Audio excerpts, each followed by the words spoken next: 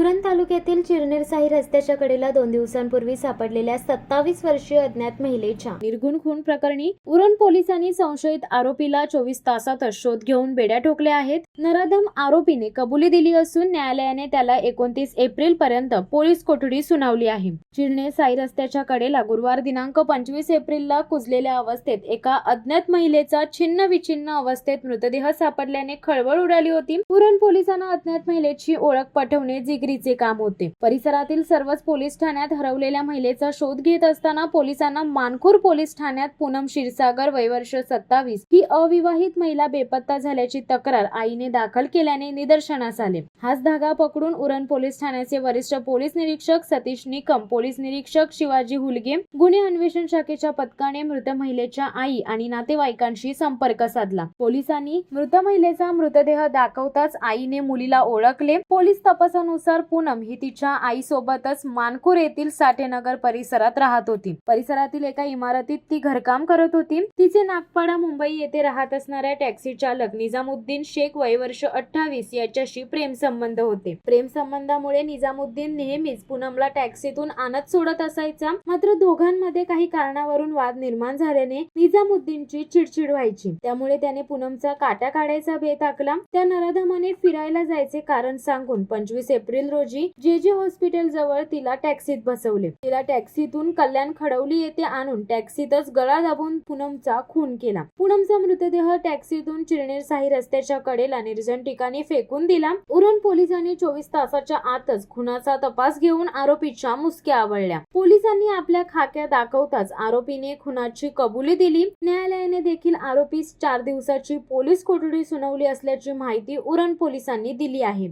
शिवसत्ता टाइम्ससाठी Pravin Patil, Uran.